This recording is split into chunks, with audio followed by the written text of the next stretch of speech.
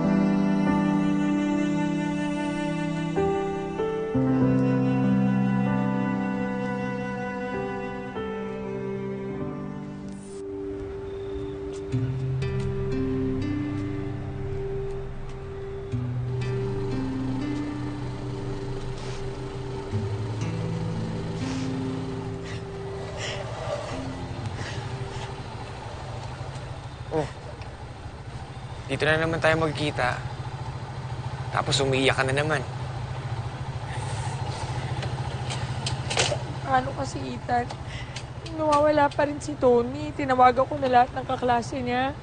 Yung teammates niya. Lahat ng kaibigan tinawagan ko. Hindi nila alam kung nasan yun. Kung may nangyaring masama doon kay Tony, hindi ko mapapatawad yung sarili ko.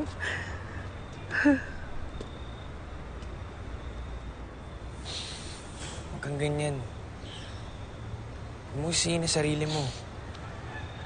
Eh, bakit naman hindi ko sisihin sa sarili ko? Alam ko galit na galit sa akin yung bata. Isa na dahilan doon yung pagbabalik ko sa eskwela. Hindi niya alam, isa sa dahilan ko bakit ako bumalik sa school. Para mabantayan ko siya. Tsaka naisip ko rin na kapag bumalik ako sa eskwela, yun, magkalapit kami kahit pa paano.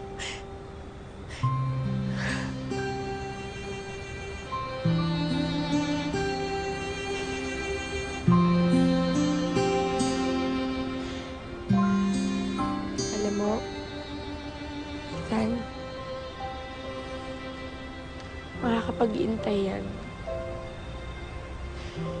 Siguro intayin mo muna. Makatapos ako ng high school. Sa ngayon, mas importante mahanap ko yung anak ko.